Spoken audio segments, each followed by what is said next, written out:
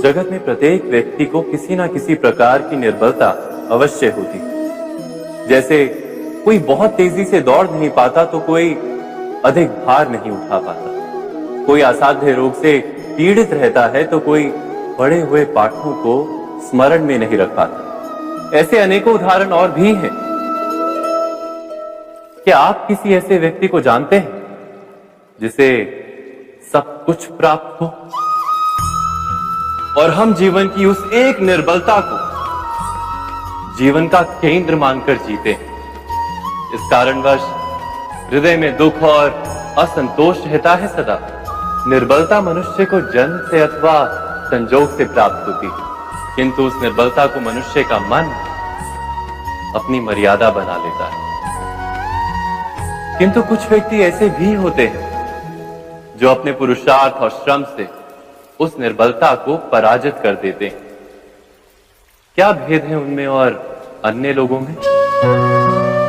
क्या आपने कभी विचार किया है? सरल सा उत्तर है इसका। जो व्यक्ति निर्बलता से पराजित नहीं होता, जो पुरुषार्थ करने का साहस रखता है हृदय में, वो निर्बलता को पार कर जाता है। अर्थात निर्बलता अवश्य ईश्वर देता है, किंतु मर्यादा मनुष्य का मन ही निर्मित करता है।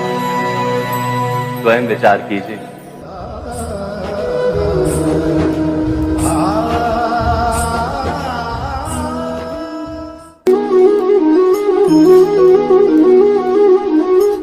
भविष्य का दूसरा नाम है संघर्ष।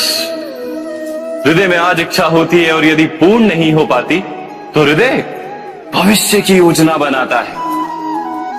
भविष्य में इच्छा पूर्ण होगी ऐसी कल्पना करता रहता है, किंतु जीवन ना तो भविष्य में है ना अतीत में। जीवन तो इस क्षण का नाम, अर्थात इस क्षण का अनुभव ही जीवन का अनुभव। पर हम ये जानते हुए भी इतना सा सत्य समझ नहीं पाते। या तो हम बीते हुए समय के स्मरणों को घेर कर बैठे रहते, या फिर आने वाले समय के लिए हम योजनाएं बनाते रहते हैं और जीवन जीवन बीत जाता है। एक सत्य यदि हम हृदय में उतार लें कि ना हम भविष्य देख सकते हैं, ना ही भविष्य निर्मित कर सकते हैं, हम तो केवल धैर्य और साहस के साथ भविष्य को आलिंगन दे सकते हैं, स्वागत कर सकते हैं भविष्य का। तो क्या जीवन का हर पल जीवन से नहीं भर जाएगा? स्वयं विचार कीजिए।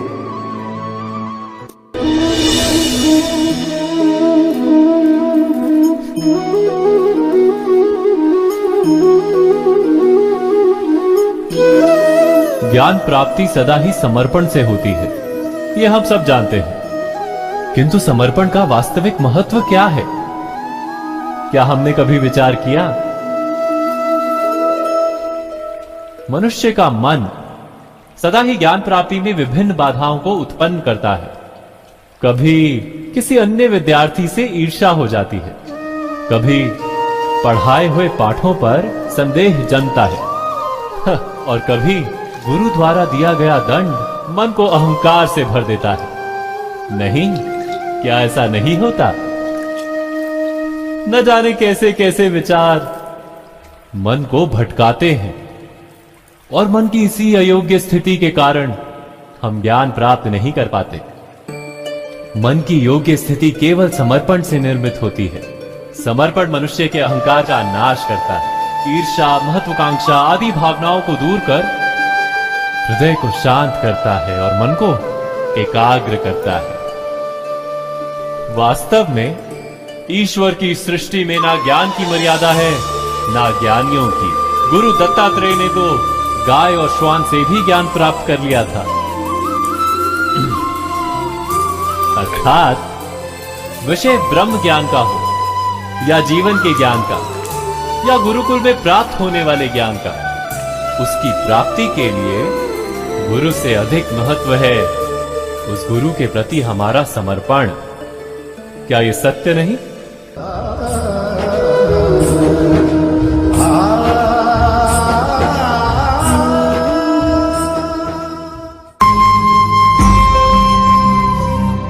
प्रत्येक मनुष्य के जीवन में ऐसा क्षण अवश्य आता है जब सारे स्वप्न, सारी आशाएं, सारे दृश्य ध्वस्त हो जाते हैं। जीवन के सारे आयोजन ही बिखर जाते हैं। एक और धर्म होता है और दूसरी ओर सुख। इसी को धर्म संकट कहते हैं। जब धर्म का वहन ही संकट हो और धर्म का त्याग ही सुख।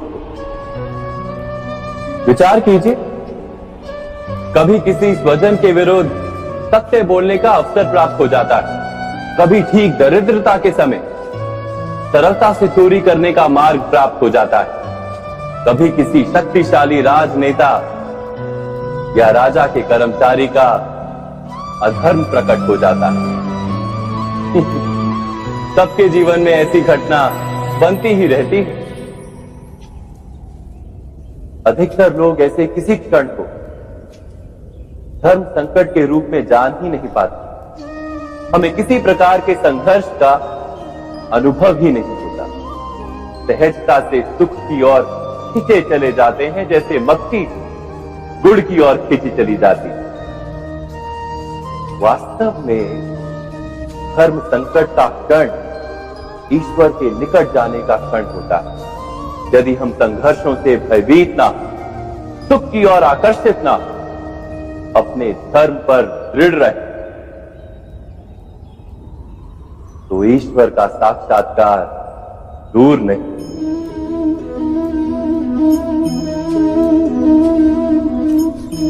पवन से युद्ध करने वाला पत्ता यदि पेड़ से गिरता है तो भी आकाश की ओर उठता है। पवन से झुकने वाली घास वही भूमि पर रह जाती है। अर्थात धर्म संकट से यदि हम संकट को ही टाल दें तो सुख तो मिलता है, जीवन बढ़ता है, किंतु क्या चरित्र नहीं टूटता? क्या आत्मा दरिद्र नहीं हो जाती? क्या ईश्वर से अंतर नहीं हो जाता? स्वयं विचार कीजिए। दो व्यक्ति जब निकट आते हैं तो एक दूसरे के लिए सीमाएं और मर्यादाएं निर्मित करने का प्रयत्न अवश्य करते हैं। हम यदि सारे संबंधों पर विचार करें तो देखेंगे कि इन सारे संबंधों का आधार यही सीमाएं हैं जो हम दूसरों के लिए निर्मित करते हैं।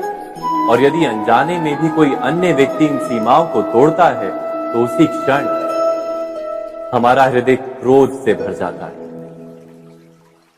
इन सीमाओं का वास्तविक रूप क्या है? क्या हमने कभी विचार किया?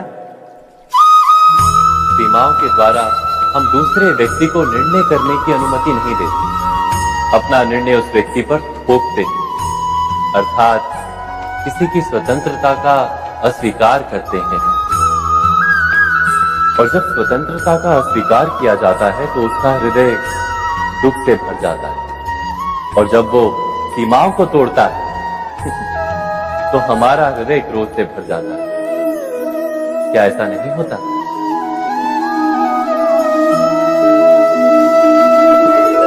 पर यदि एक दूसरे की स्वतंत्रता का सम्मान किया जाए तो किसी मर्यादाओं या सीमाओं की आवश्यकता ही नहीं होती। अर्थात जिस प्रकार स्वीकार किसी संबंध का देह है, क्या वैसे ही स्वतंत्रता किसी संबंध की आत्मा नहीं? स्वयं विचार कीजिए। सबके जीवन में ऐसा प्रसंग अवश्य आता है कि सत्य कहने का निश्चय होता है हृदय में, किंतु मुख से सत्य निकल नहीं पाता। कोई भय मन को घेर लेता है। किसी घटना अथवा प्रसंग के बारे में बात करना या फिर स्वयं से कोई भूल हो जाए उसके बारे में कुछ बोलना, क्या ये सत्य है? नहीं, ये तो केवल तथ्य है, अर्थात जैसा हुआ था वैसा केवल बोल देना सामान्य सी बात है। किंतु कभी कभी उस तथ्य को बोलते हुए भी भय लगता है। कदाचित किसी दूसरे की भावनाओं का विचार आता है मन, दूसरे को दुख होगा ये भय भी शब्दों को रोकता है। तो ये सत्य क्या है? क्या हमने कभी विचार किया है? जब भय रहते हुए भी कोई तथ्य बोलता है तो वो सत्य कहलाता है। वास्तव में सत्य कुछ और नहीं, केवल निर्भयता का दूसरा नाम। और निर्भय होने का कोई समय नहीं होता, क्योंकि निर्भयता आत्मा का स्वभाव है। अर्थात क्या प्रत्येक क्षण सत्य बोलने का क्षण नहीं होता?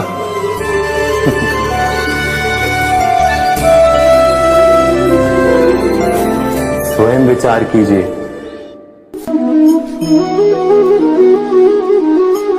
श्रेष्ठता का क्या अर्थ है? श्रेष्ठता का अर्थ है दूसरों से अधिक ज्ञान प्राप्त करना।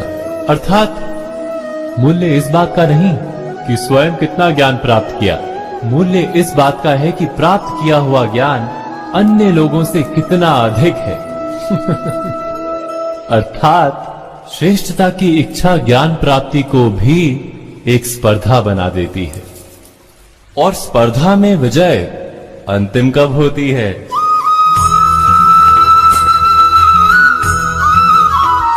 कुछ समय के लिए तो श्रेष्ठ बना जा सकता है, किंतु सदा के लिए कोई श्रेष्ठ नहीं रह पाता। फिर वही असंतोष, पीड़ा और संघर्ष जन्म लेता है। किंतु श्रेष्ठ बनने के बदले यदि उत्तम बनने का प्रयत्न करें तो क्या होगा? उत्तम का अर्थ है कि जितना प्राप्त करने योग्य है वो सब प्राप्त करना, किसी से अधिक पाने की इच्छा से नहीं, मात्र आत्मा की तृप्ति हेतु कुछ प्राप्त करना। उत्तम के मार्ग पर किसी अन्य से स्पर्धा नहीं होती, स्वयं अपने आप से स्पर्धा होती है। अर्थात उत्तम बनने का प्रयत्न करने वाले को देर अबेर सारा ज्ञान प्राप्त हो जाता है, बिना प्रयत्न के ही वो श्रेष्ठ बन जाता है। किंतु जो श्रेष्ठ बनने का प्रयत्न करता है वो श्रेष्ठ बने या ना बने, उत्तम कभी नहीं बन पाता।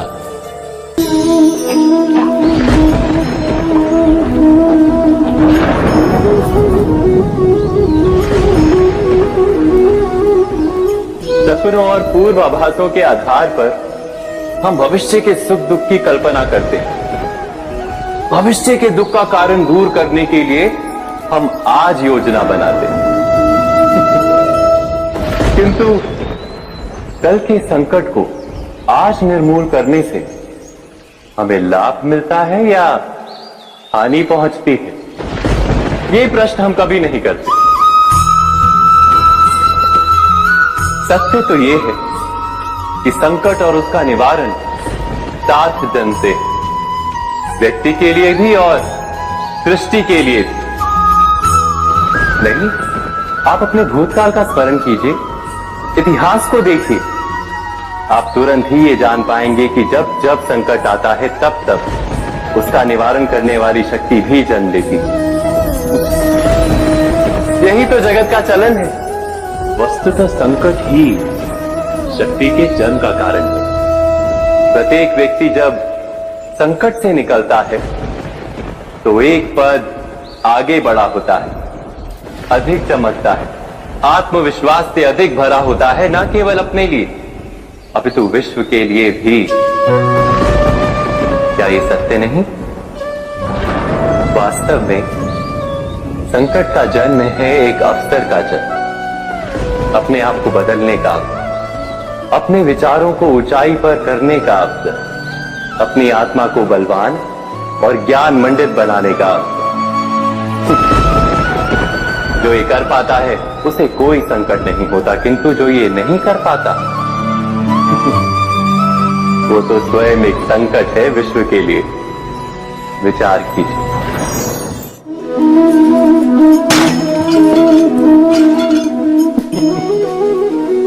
विचार कीजिए।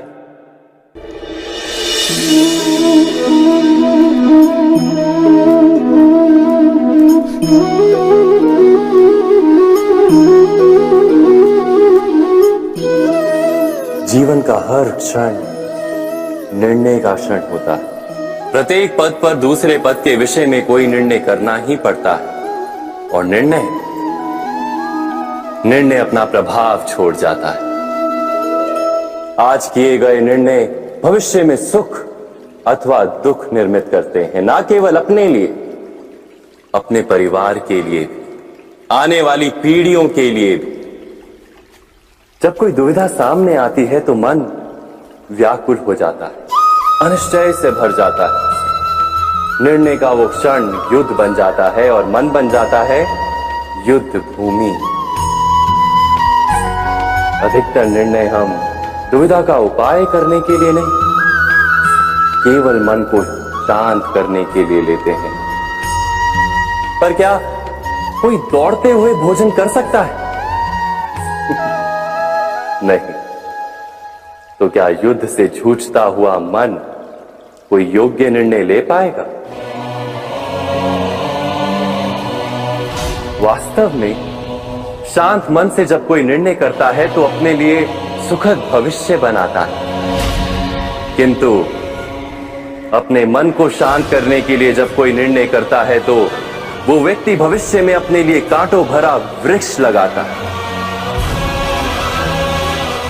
स्वयं विचार कीजिएगा।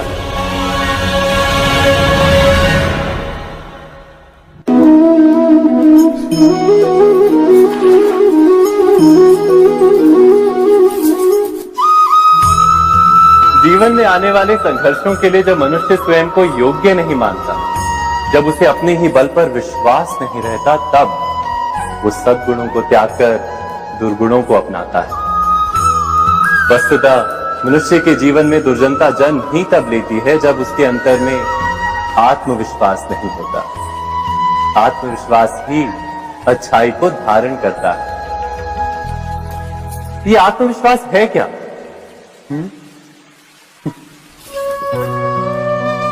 जब मनुष्य ये मानता है कि जीवन का संघर्ष उसे दुर्बल बनाता है, तो उसे अपने ऊपर विश्वास नहीं रहता।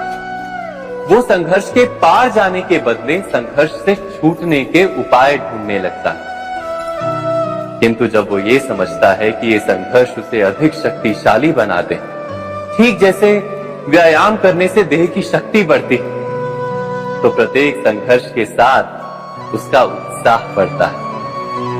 अर्थात आत्मविश्वास और कुछ भी नहीं, मन की स्थिति, जीवन को देखने का दृष्टिकोण मात्र है। और जीवन का दृष्टिकोण तो मनुष्य के अपने वश में होता है। स्वयं विचार कीजिए।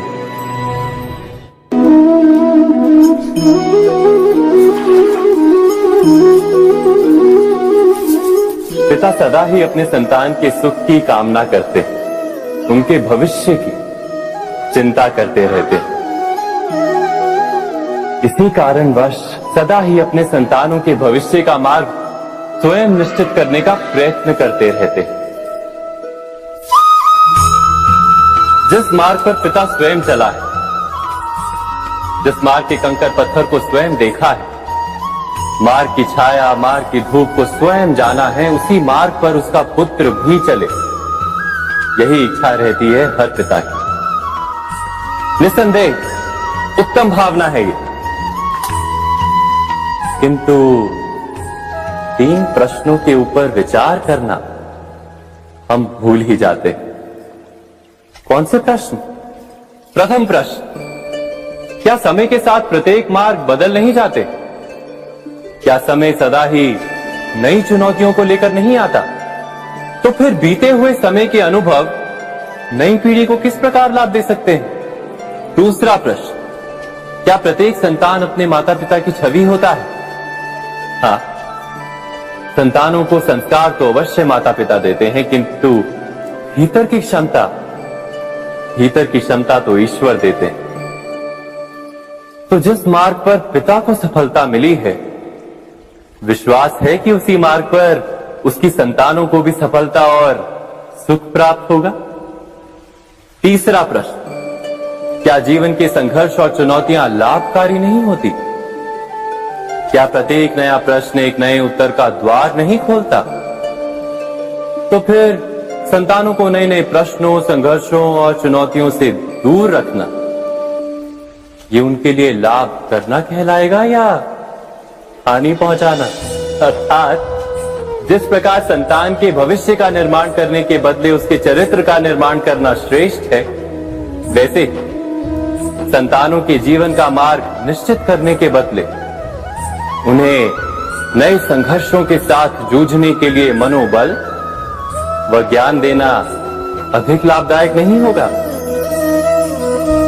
स्वयं विचार कीजिए। मनुष्य की सबसे बड़ी दुर्बलता क्या होती है? सोचिए। धन, प्रेम, अहंकार।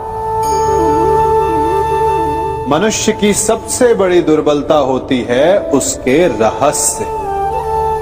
चाहे आप कितने भी शक्तिशाली क्यों ना हो, कितने भी प्रबल क्यों ना हो, परंतु उसके रहस्य उसके नाश की चाबी होती है। इसलिए यदि प्रबल रहना है, शक्तिशाली रहना है, समर्थ रहना है, तो अपने रहस्य को किसी को भी ना बताएं, ना मित्र को और ना ही शत्रु को, क्योंकि समय पड़ने पर कब कौन शत्रु हो जाए ऐसा कहना संभव नहीं।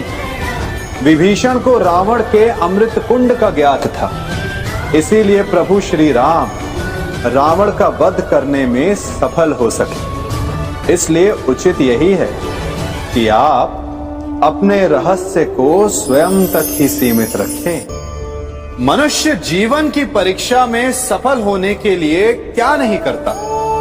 वो परिश्रम करता है, दौड़ भाग करता है, और ये सब करने के पश्चात भी जब उसका काम नहीं बनता तो वो नकल करता है ना?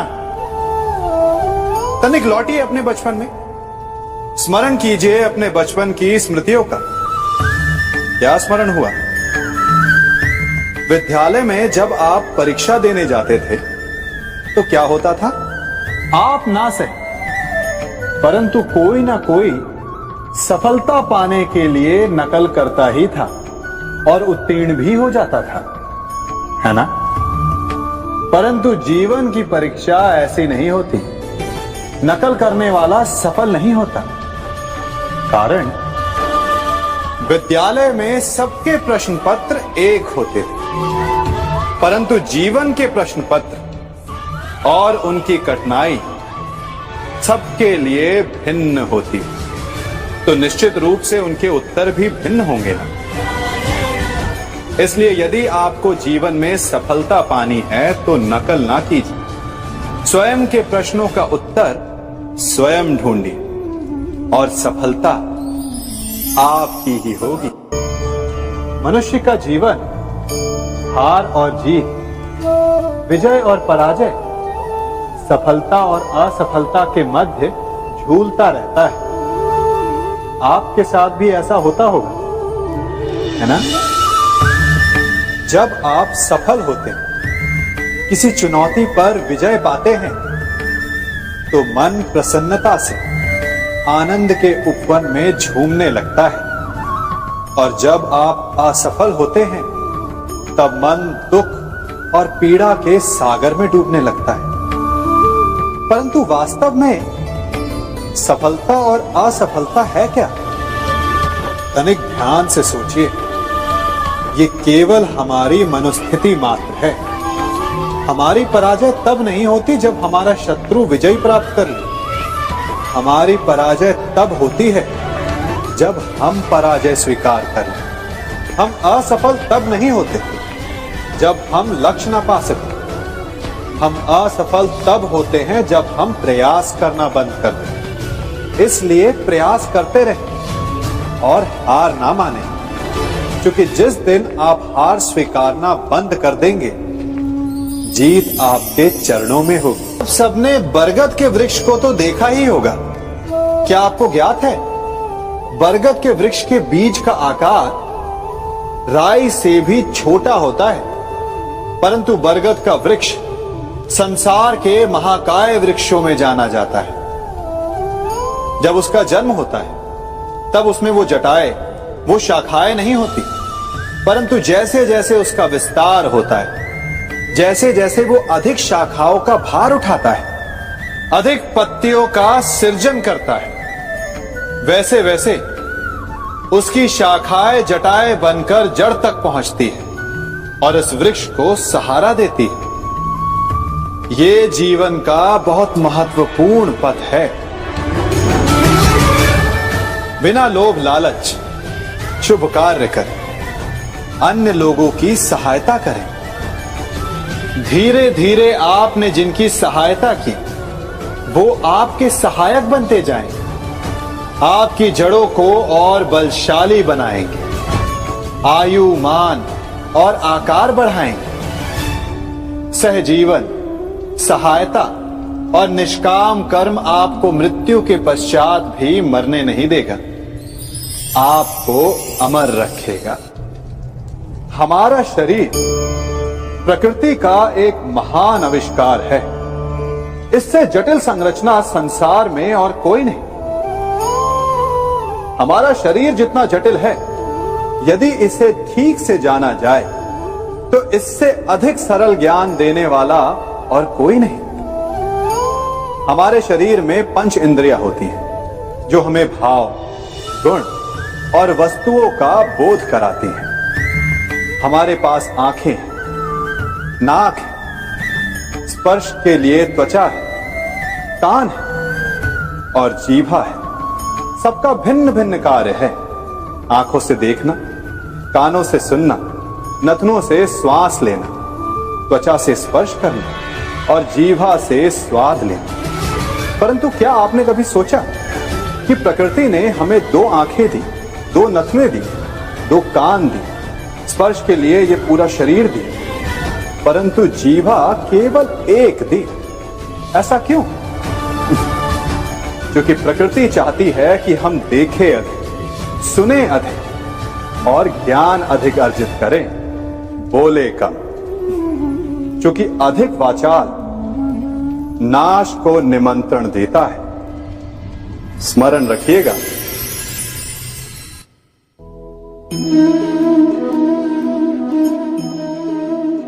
ये सदा यही कहते आए कि यदि आगे बढ़ना है तो अपनों का साथ दो।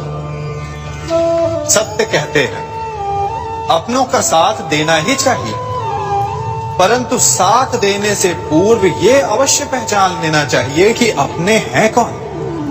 क्या अपने वही होते हैं जिनके साथ हमारा रक्त संबंध होता है, या अपने मित्र? अपने वो होते हैं जो हमें सद्कार्य के लिए प्रेरित करें, हमें आगे बढ़ाएं, हमारा साथ दें। और वो जिनका साथ देने से समाज का नाश, धर्म की हानि, वो सगे हो करके भी सगे नहीं होते। इसलिए जब अपनों की परिभाषा का चुनाव करें तो उन्हें अपना माने जो आपका साथ दे, उन्हें नहीं जो हमें अज्ञान के मार्ग पर ले जाएं।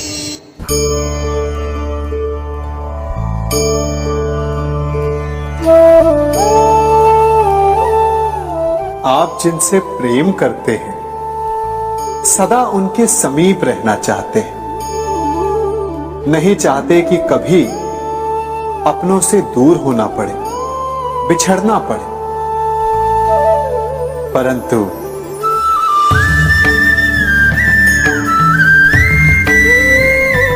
एक समय के पश्चात अपनों से दूर हो जाना उन्नति के लिए आवश्यक है। आप माता पिता हैं। यदि आप अपनी संतान के जीवन के हर पग पर उनका मार्गदर्शन करते रहेंगे तो आपकी संतान स्वयं मार्ग चुनना कैसे सीखेगी? मार्ग के कांटों से स्वयं को बचाना कैसे सीखेगी? इसीलिए एक समय के पश्चात अपनों से बनाई गई दूरी सदा लाभदायक रहती है। आज मैं आप सबको एक कथा सुनाता हूं। एक दिन प्रातः एक व्यापारी अपने घर से निकला। घर से निकलते ही एक बिल्ली ने उस व्यापारी का मार्ग काट दिया। व्यापारी घबरा गया। वो फिर से घर लौट गया और शुभ घड़ी की प्रतीक्षा करने लगा। और जब वो पुनः अपने घर से निकला तब वो वाहन जा चुका था जिससे राजा तक पहुंचकर उसे भेंट देनी थी। राजा को भेंट नहीं मिली। राजा क्रोधित हो गए। राजा ने उस व्यापारी का व्यापार बंद करवा दिया। इस कारण व्यापारी क्रोधित होकर घर पर अपनी पत्नी से लड़ बैठा। पत्नी अपने बच्चों समेत मैके वापस चली गई और उस व्यापारी के जीवन में यदि कुछ रह गया था तो केवल अंधकार। और इन सब का कारण वो उस बिल्ली को मानता रहा जिसने उसका मार्ग काटा था। ऐसा ही एक दूसरा व्यापारी राजा को भेंट देने निकला और उस व्यापारी का मार्ग भी एक बिल्ली ने काट दिया। वो व्यापारी तनिक घबराया, परंतु उसने आगे बढ़ना अधिक उचित समझा। राजा तक वो समय पर पहुंचा। उसने राजा को भेंट दी। राजा प्रसन्न हुए और राजा ने व्यापारी को अपना व्यापार बढ़ाने की अनुमति दी, स्वर्ण आभूषण दी। जब व्यापारी घर पर पहुंचा तो पत्नी को आभूषण और अपने बच्चों को देने के लिए वस्त्र थे उसके पास। हर ओर प्रसन्नता थी। समझ रहे हैं ना? दोनों के साथ एक ही प्रकार की घटना हुई, परंतु दोनों की प्रतिक्रिया भिन्न थी। ऐसा ही हमारा जीवन भी है। हमारे जीवन में प्रारब्ध का अपना स्थान है, परंतु उससे कई अधिक महत्वपूर्ण हमारी प्रतिक्रिया, हमारे सोच का प्रभाव है, क्योंकि यही हमारे जीवन को आकार देते हैं। इसलिए अपनी सोच को सकारात्मक रखिए। आपका जीवन सदैव आनंदमय।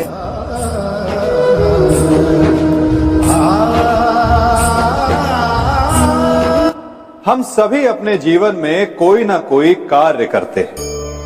कार्य करते हैं तो थकान की अनुभूति होती है और यदि थकान ना उतरे तो कार्य करने का मन नहीं करता। हम आशा करते हैं कि कदाचित एक दिन में 24 के स्थान पर 26 घंटे होते तो आराम करने के लिए हमें और अधिक समय मिल जाता। हमें ऐसा अनुभव होता है कि हम बहुत अधिक कार्य कर रहे हैं, है ना? परंतु क्या आपने कभी सोचा है कि जो लोग संसार में सफल हैं उनके पास भी सफल होने के लिए दिन में केवल 24 घंटे थे, तो फिर वो सफल क्यों है? इसका एक छोटा सा रहस्य है। वो कार्य चुनते हैं जो उन्हें प्रिय है, जिसे करने में उन्हें आनंद आता है। उन्हें लगता ही नहीं कि वो कार्य कर रहे हैं, उन्हें लगता है कि वो प्रतिपल आनंद मना रहे। और जब आप आनंद मनाते हैं तो थकान कैसी? इसलिए यदि आप जीवन में कोई भी कार्य करें तो वो आपके मन को भाना चाहिए, या जो कार्य आप कर रहे हैं उसे अपने मन को भा देने दो। सफलता आपको मिलेगी। कभी सोचा है हमारा जीवन भी उस रेत की घड़ी की भांति है? जो रेत नीचे गिर चुकी है वो हमारा अतीत है। जो अब भी ऊपर है वो हमारा आने वाला भविष्य है। और वर्तमान ये संकुचित स्थल है जहां से धीरे धीरे करके रेत गिर रही है। अर्थात हमारे पास जीने के लिए यही एक क्षण है। उसका उपयोग कैसे करना है ये हम पर निर्भर करता है। जो बीत गया उसका दुख मनाना है, या जो भविष्य में होने वाला है उसकी प्रतीक्षा में क्रोध करना है। सब कुछ करने के लिए यही एक क्षण है। प्रसन्न रहना है तो उसके लिए भी यही एक पल है। प्रतीक्षा करते रहोगे तो ये पल भी भूतकाल में बदल जाएगा।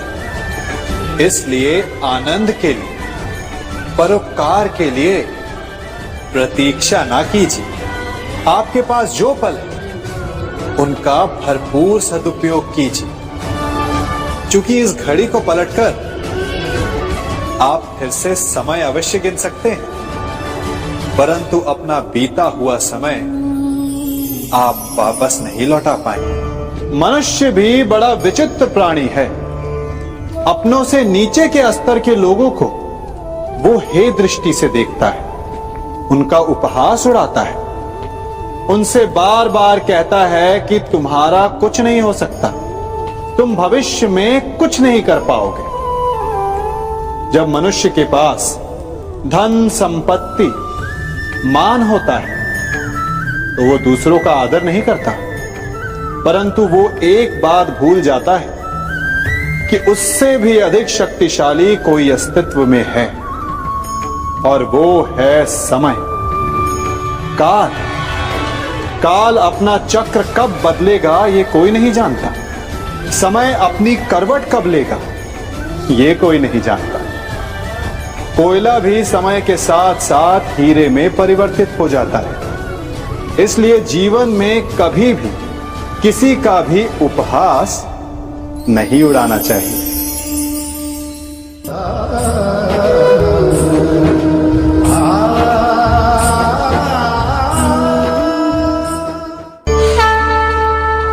गर्व, अभिमान और अहंकार, ये तीनों सुनने में एक जैसे लगते हैं, परंतु तीनों का अर्थ भिन्न होता है और परिणाम भी। तीनों का आरंभ प्रेम से होता है। स्वयं से प्रेम, परिश्रम हमारे मन में गर्व को जन्म देता है और सफलता अभिमान जगाती है। यहां तक ठीक है, परंतु जब ये भावना अहंकार बन जाती है तब वो समस्या बन जाती है, क्योंकि सबसे बुरा अंत अहंकारी का ही होता है। परंतु मनुष्य के लिए पहेली यही है कि पहचाना कैसे जाए कि अहंकार जग गया है और उसका दमन आवश्यक है। इसका उत्तर मैं नहीं, आपका मन देगा। जब तक आप स्वयं से प्रसन्न हैं, जब तक आप सबसे ऊंचा उठने का प्रयास कर रहे हैं, तब तक ठीक है। परंतु जब आपके मन में दूसरों को नीचा समझने का भाव आ जाए तो सावधान हो जाइए, क्योंकि यही अहंकार है जो वास्तव में आपको हीन कर रहा है।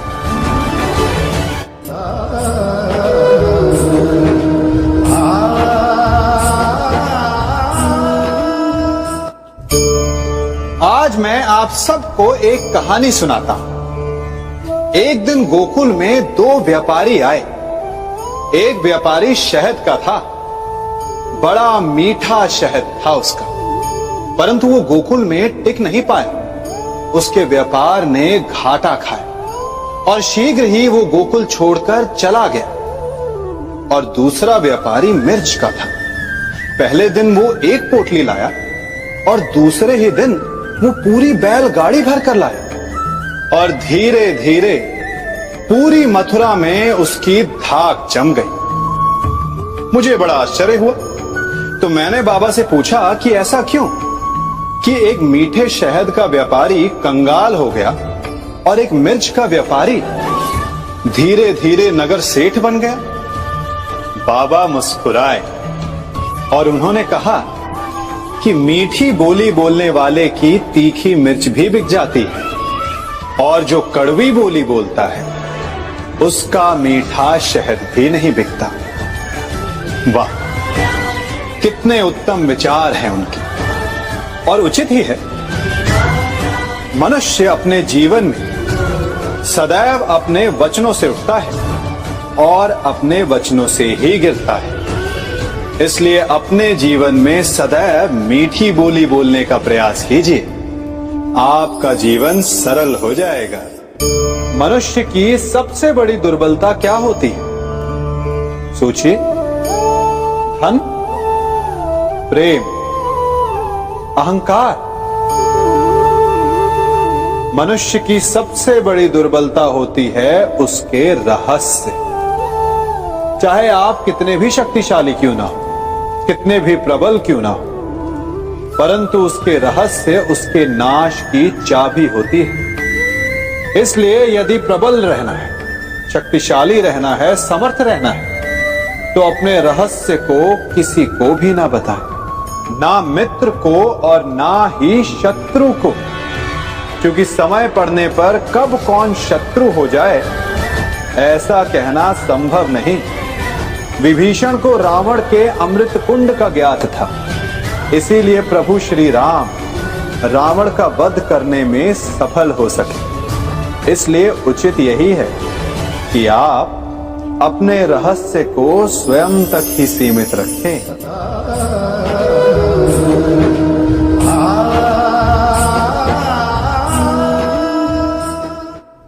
युवा अवस्था भी हमारे जीवन का कितना सुंदर काल होता है ना। बाहु में बल, मन में कुछ बड़ा कर जाने की चाह, आंखों में भविष्य के सुंदर और कोमल सपने। और इसी अवस्था में मनुष्य के भीतर पनपता है प्रेम। किसी को देखकर उस पर मन मोहित हो जाता है और फिर मनुष्य अपना सब कुछ उस पर न्यौछावर कर देना चाहता है। फिर प्रेम की परिणति होती है विवाह में। क्यों? सबको अपने खट्टे मीठे संस्मरण स्मरण हुआ है ना। परंतु यहीं से अधिकतर माता पिता और संतान के मध्य विचारों का विरोध प्रारंभ हो जाता है। संतान को लगता है कि उसका चुना जीवन साथी ही उसके लिए उपयुक्त है, और माता पिता को लगता है कि संतान अनजाने में भूल कर रही है। संतान का तर्क होता है कि उसे विवाह किससे करना है, ये उसका अधिकार है। और माता पिता का तर्क ये होता है कि अब भी जीवन साथी चुनने की समझ संतान में है ही नहीं। तो इस अवरोध को काटा कैसे जाए, उचित निर्णय कैसे लिया जाए? इसका एक ही मार्ग है, अपने उत्तरदायित्व का भान और अपनों से बड़ों के मापदंडों का भान। विवाह करने से पूर्व ये जान लेना आवश्यक है कि विवाह केवल अपने प्रेम को पाने का मार्ग नहीं है, अपितु विवाह से जीवन का एक नया द्वार भी खुलता है। और हर नए जीवन के साथ नए उत्तरदायित्व भी होते हैं। और यदि इन उत्तरदायित्वों को समझकर निर्णय लिया जाए तो विश्वास कीजिए आपका दाम्पत्य जीवन आनंद से भरा रहेगा और आपको कभी ये पछतावा नहीं होगा कि आपने कोई अनुचित निर्णय लिया। सागर का जल वाष्प बनकर उड़ता है, तब वो हमें दिखाई नहीं देता। मेघ उस जल को अपने भीतर छिपा लेते हैं, लंबी यात्रा करते हैं, प्रयास करते हैं कि वो जल सदा उनके भीतर छिपा रहे। परंतु जब वायु का वेग उन्हें उड़ाकर किसी पर्वत से ले जाकर के टकरा देता है, तब उन मेघों को बरसना ही पड़ता है, क्योंकि यही नियति है, यही प्रकृति है। क्योंकि जल को सागर में जाकर मिलना ही है। ठीक ऐसा ही हमारे साथ भी होता है। हम सत्य अपने मन के मेघों में चाहे जितना छिपाने का प्रयास कर लें, परंतु समय की आंधी उसे वास्तविकता के पर्वत से ले जाकर के टकराकर हमारे समक्ष ले ही आती है। जिस भय के कारण आप सत्य को सामने नहीं लेकर आना चाहते, एक दिन वही भय हमारे समक्ष आकर खड़ा हो जाता है और फिर हम लाचार हो जाते हैं, क्योंकि हमने उस भय का सामना करने की तैयारी नहीं की होती। इसलिए सत्य से भागे नहीं, उसे छिपाए भी नहीं, उसे स्वीकार करें। भविष्य की बड़ी विपत्ति से बच जाएंगे।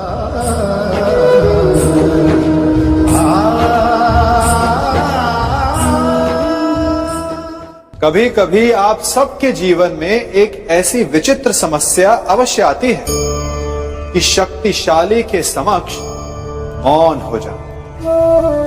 कि उस शक्तिशाली से विवाद करने से बचने के लिए आप मौन रह जाते। मानता हूं, ऐसा करने से आप एक विवाद से बच जाते, एक संघर्ष से बच जाते, परंतु ऐसा बचाव एक बड़े संघर्ष को जन्म दे देता है।